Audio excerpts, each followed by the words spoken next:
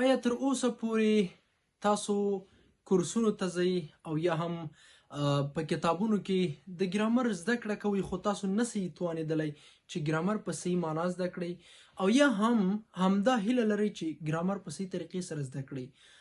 نن به تاسو په دغه ویډیو کې فقط په څو دقیقو کې د ګرامر خلاصه څو مهم ټکي چې څنګه موږ تاسو باید د ګرامر په موضوع باندې پوه سو او کوم موضوعات تر ټولو مهم دي هغه په اړه باندې خبرې لرو او یا هم شاید تاسو ته کوم استادانو یا هم نورو د ګرامر د انګلیسي داسې معرفي کړی وي لکه د یو بحر په شانې نو تاسو هم ورته حق پک حیران یاست چې دا موږ څنګه او په څه طریقې سره زده کړو خو که چیرې تاسو نن دا ویډیو ګورئ نو فکر نه کړم چې تاسو به د ګرامر په فکر کې سئ د دې ټولو حواله دا ده چې کوم درس موږ په ګرامر کې تاسو ته تدریس کوو هغه درس موږ په ډیر فشرده او خلاصه سره تشریح کوو او ورسره هغه درس بیا موږ بخصوص زمانه هغه بیا موږ راخلو تاسو ته په ټاپک کې په جمله بندي کې په نښه کوو چې یوه ډیره اسانه او بیخي تر ټولو اسانه لار ده نو تر پای پات سه او ویډیو ته فقط متوجه سه.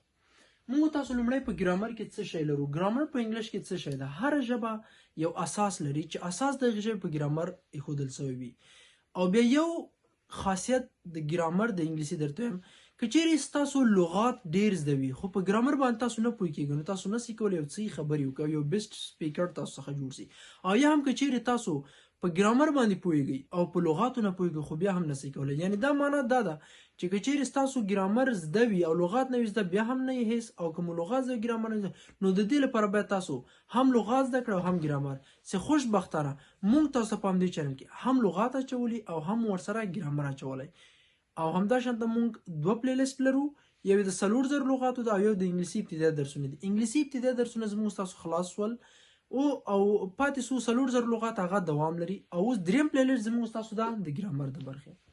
ګرامر موږ تاسو لرو تعریف لرو grammar is the key of a language. ګرامر د یوې ژبې کلي ده.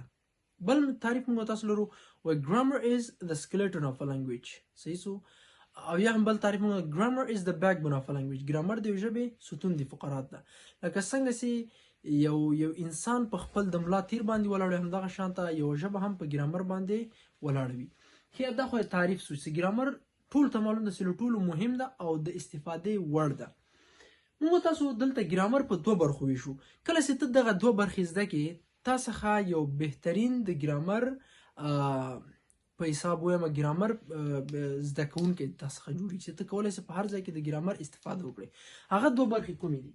یو موږ تاسو لرو parts of speech صحیح ده او دویم موږ تاسو لرو tenses یعنی که ته چیرې parts of speech زده کړې چې د کلام توکي دي د کلام اجزاوې دي او ورسره ته څنګه کې tenses زمانې زده کړې نو ته هیڅ وخت په ګرامر کې کوم مشکل سره نه مخ کېږي. صحیح ده هغه کوم جزئي خبرې نور د ګرامر څخه لکه اکټیو وایس او پاسیو وایس یا هغه د پورته ګرامر برخه کې راځي هغه بیا خپله زده کړي. راځم نو تاسو parts of speech ده په ګرامر کې parts of speech د کلام توکي کوم دي؟ اته parts of speech لرو دا زده کړه.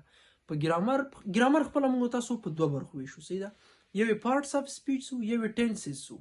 صحیح سو parts of speech په ګرامر کې څو دانې دي؟ اته دانې دي. کوم دي هغه؟ مثلا موږ تاسو دلته لرو شماره تاسو ته وایم.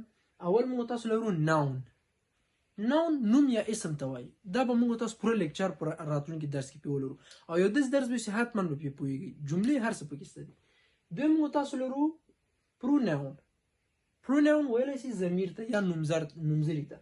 دریم موږ تاسو لرو verb فعل ته ویلی شي. څلورم adverb ویلی شي قید ته. پنځم adjective لرو adjective صفت سو. شپږم preposition ویلی شي اضافه کلمه په انګلیش کې حرف اضافه سي ورته. وایي موږ تاسو لرو conjunction ان سایلنټ ده دا ان مه وایي. conjunction د ربط کلمه. صحیح سو دوه کلمې سره یو بل ته وصل کوي ربط ورکوي. او اتم موږ تاسو لرو interjection ندا کلمه. اوس په دې پوه شئ چې په ګرامر خپله دوه برخې لري یو parts of speech سو یو tenses سو. parts of speech موږ تاسو په اته برخو ویشو. کله چې ته د اته برخې زده کړې ته د ګرامر یوه برخه دې خلاصه کړه او دغه ډېر اسانه دي. فقط په څو دقیقو او په څو ورځې به په دې باندې ولګي. یعنې فکر وکړه هر یو لیکچر اته لیکچر اته نه بلکې 5 لیکچره کېږي او څه به زده کېږي. صحیح ده نو دا اته برخې د parts of speech دي. اوس راسئ اصلي برخه په ګرامر کې هغه tenses دي زمانې دي. صحیح ده په ګرامر کې اصلي او هغه مین پوینټس چې ډیر خلک پې خبرې کوي هغه زماني دي. اوس به تاسو استاد دا زماني څه په درد خوري؟ زماني دلته په درد خوري کله چې ته مثلا خبره کوي، کله چې ته یو چا سره په انګلیش کې ټاکینګ کوي، خبرې کوي، نو ته حتما د دې څخه کومه خبره زده کوي، یا به هغه حال وي، یا به تیر وي، یا به جاري وي، یا به حال کامل وي، یا به مثلا حال جاري وي، یا به حال جاري کامل. خو دا هغه حالات چې ته به حتما یو نه وي. نو د دې لپاره جملې زماني ډېرې مهمې دي. بیا په دغه انګلیش کې ټینسز زماني موږ تاسو اصل درې زماني لرو. تا نه یو څوک پوښتنه کوي چې زماني په څو برخو ویشل سي، ته ورته ورور اصلي زماني موږ تاسو درې لرو. ښه کومې دي؟ سمپل پرزنټ ټینس، څه دلته مې لیکلي سمپل پرزنټ ټینس ساده حال زمانه. دویم موږ تاسو لرو سمپل پاست ټینس ساده تیر زمانه، او دریم لرو سمپل فیوچر ټینس ساده راتلونکي زمانه. اوس وګوره اصل زماني زموږ تاسو درې سوي: سمپل پرزنټ ټینس ساده حال زمانه، سمپل پاست ټینس ساده تیر زمانه، سمپل فیوچر ټینس راتلونکي زمانه. اوس ګوره دغه درې حالاتو کې به حتما انسان یو کار کوي، داسې هیڅ امکان نه لري چې په دې درې زمانو کې موجود نه. یا به ته چې کوم کار کوي، یا به په حال کې د تا کار چې کوم وظیفه ته ترسره کوي، یا به دا وي چې دا په تیر کې وي، او یا به دا وي چې ته به په راتلونکي پلان لري. نو اوس تاسو چې آیا له دغه دریو اړخونو څخه به کوم بل داسې زمانه کیدای شي؟ نه، نو دا امکان نه لري. نو اوس ګورئ ساده حال زمانه دا حال اوس مثلا زه په خپله فعلا فکر وکړم یو موټر ده له مزار څخه سټارټ اخلي، حرکت کوي او ځي کابل په طرف باندې. کله چې له مزار نه حرکت وکړي د موټر، او د دې شروع نقطه چې ده له مزار نه ده، مثلا دا راغی تر سمنګانو پورې. اوس دلته ګورئ سمنګان ته کله دی رارسېدلی دی حال ده، حال چې په کوم ځای کې ولاړ ده، دا درې زمانې ته تشریح کوم. حال سمنګان سو. تیر حال کوم ده؟ تیر حال هغه ده چې کومه لاره ده طی کړې ده شاته، مثلا له مزار نه تر سالنګ راغلی دی تیره زمانه سوه، او حال خو هغه ده چې دی خپله ده. او راتلونکي زمانه هغه ده چې دی تر کابل پورې نور لاره طی کوي چې تر اوسه نه ده طی کړې. دې ځای له سمنګان نه تر کابل پورې دی راتلونکي زمانه سوه. درې اصلي زمانې. بیا د هره درې زمانې دي که نه، دغه هره زمانه بیا په درې نورو برخو ویشل شوي دي. یعنې مثلا چې 3 ضرب د 4 کې 12 زمانې ترې جوړي، او دا 12 زمانې باید د تا ټول له یادې زده وي. ګوره اوس راسئ زه درته ښیم. اول موږ تاسو لرو سمپل پرزنټ ټینس، دا خو اصلي ده، دا اصلي زمانه دا تغییر نه کوي. اوس به تاسو په دې سمپل پرزنټ ټینس کې څه زده کوئ؟ سمپل پرزنټ ټینس ساده حال زمانه. دویم ایستل یادې زده کوئ، دا به سمپل پرزنټ پرفیکټ ټینس. پرفیکټ ټینس پرزنټ ټینس، دویم پرزنټ پرفیکټ ټینس یعنی ساده کامله زمانه. سمپل پرزنټ پرفیکټ ټینس ساده کامله زمانه. او دریم چې دا کنټینیوس ده، جاری. یعنی څنګه؟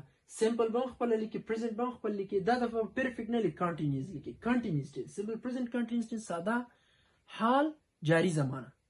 او څلورم چې ته لیکي هم به پرفیکټ راولي هم به کنټینیوس دواړه راولي. یعنې څنګه؟ سمپل پرزنټ خو به خپله پرفیکټ کنټینیوس ټینس. ګوره ډېر اسانه. سمپل پرزنټ ټینس یو ساده حال زمانه، سمپل پرزنټ پرفیکټ ټینس ساده کامله زمانه، سمپل پرزنټ کنټینیوس ټینس ساده حال جاری زمانه. او بیا څلورم یې ته وایې هم به د دغه دویم وایي هم به د درې. یعنې څنګه؟ سمپل پرزنټ پرفیکټ کنټینیوس ټینس یعنې ساده حال کامله جاری زمانه. صحیح سو؟ دا یو سو. ډېر اسانه ده. ګورئ دویم موږ تاسو لرو سمپل پاست ټینس. دغه پاست ټینس به هم ته په څلورو برخو ویسي. یعنې څنګه؟ سمپل پاست ټینس ساده تیره زمانه. بیا دویم څنګه وایي؟ همغه رقم سمپل پاست پرفیکټ ټینس ساده تیره کامله زمانه. درېیم یې کنټینیوس وایي که نه، سمپل پاست کنټینیوس ټینس ساده تیره جاری زمانه.